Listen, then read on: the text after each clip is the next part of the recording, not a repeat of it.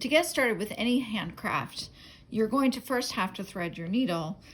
And with English paper piecing, there's a certain way I like to do it so that I'm able to do what we refer to as tying the thread onto the needle.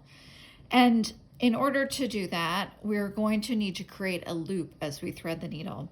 The best way to explain how to do this is to actually show you.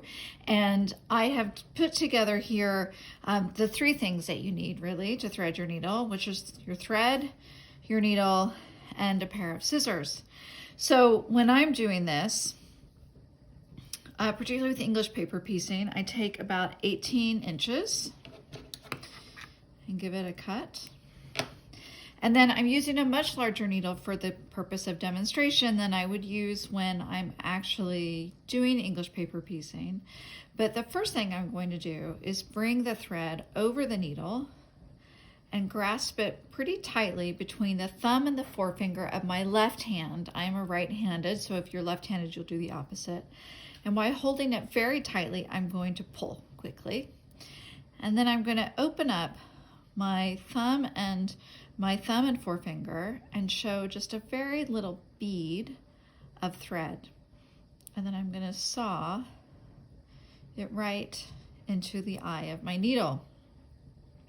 The reason why it's important to thread your needle this way is that, as you can see here, I have a loop. I'm now going to pull the loop up a little bit and take the tip of my needle and bring it through this loop and pull. This is miraculous and life-changing for many of us who work with very fine threads such as silk or polyester or anything that's a 60 weight or smaller. Silk is 100 weight. Oftentimes people work with 80 weight polyester and the needles will come unthreaded. But you can see here, if I shake it, my needle is not going to come off, which means it's not going to stick anybody in my family in the behind or get lost in the seat of the car or on an airplane. So this way I can keep my thread nice and secure. So that's how you do it. Threading your needle and then tying your thread onto the needle. Happy stitching!